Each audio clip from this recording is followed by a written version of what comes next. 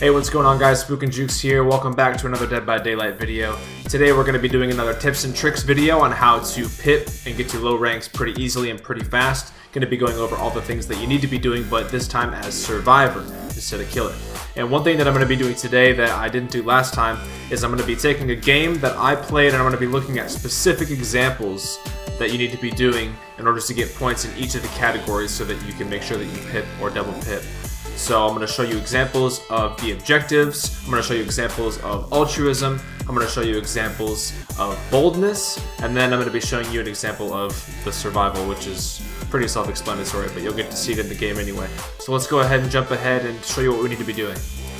Alright, the first category we're going to be looking at is the objective category. This category is the most important category because you obviously need to do your objectives in order to escape and win the game as a survivor.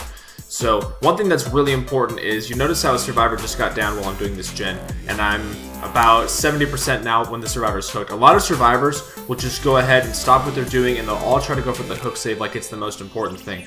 But you shouldn't do that, especially if you're this close to getting your gen done. I would say even if you're like 60% done with your gen, keep doing your gen because that survivor sitting there on the hook gives you time to get gens done. A lot of killers will kind of keep going and checking back to the hook. Unfortunately, the survivor I was playing with here tried to struggle on their first hook, so they end up dying because they didn't wait, they weren't patient. If they had waited, I could have easily gotten there in time to get the save after getting this gen done.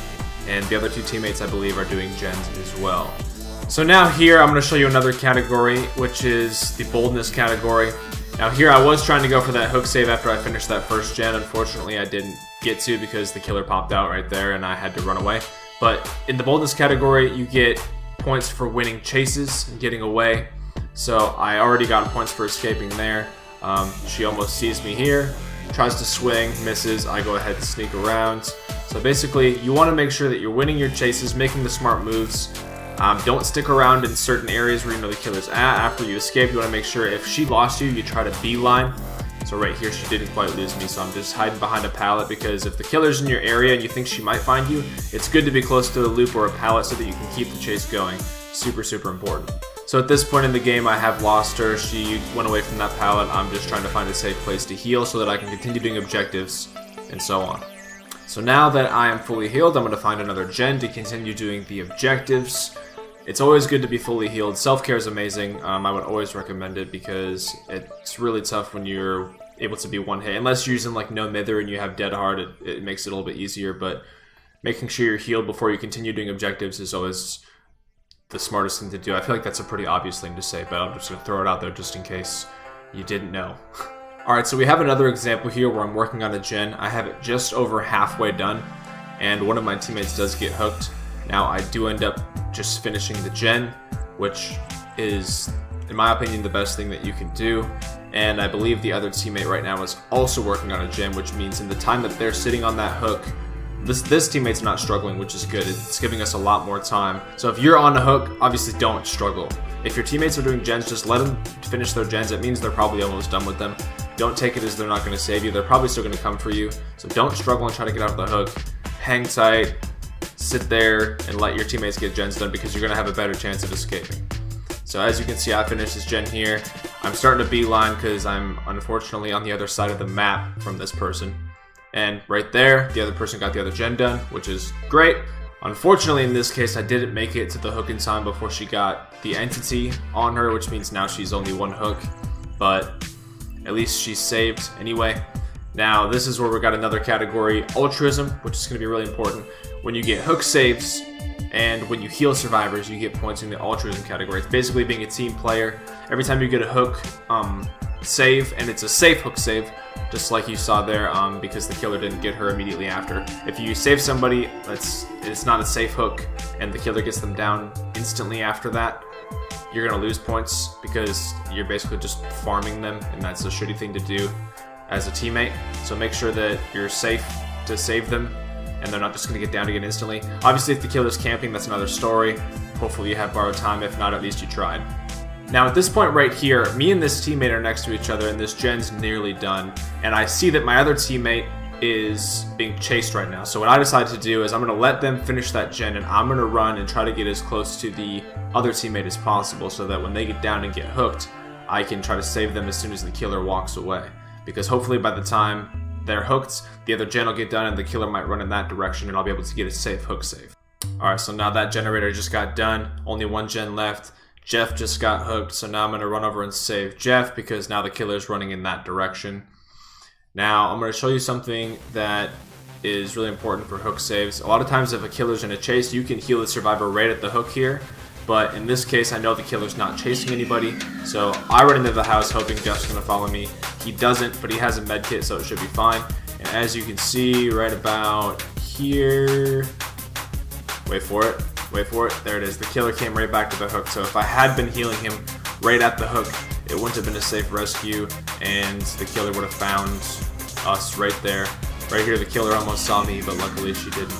But yeah, so you don't always want to heal by the hook, especially if the killer's not in another chase, because a lot of killers will come right back to that hook after they see that there's been a save. So try to get somewhere safe instead of doing it right at the hook. Alright, so right here I want to talk about two things. I want to talk about doing gens in the killer's terror radius. If you're doing a gen in the killer's terror radius, like you can hear their heartbeat, you're getting points in the boldness category, which is a good thing. Obviously, it's a really risky thing to do, but when it comes down to the last 3 gens on a map like this, where I think one gen's on the street, one gen's over here, one gen, they're all kind of close to each other. So the killer's terror radius is going to almost be nearby.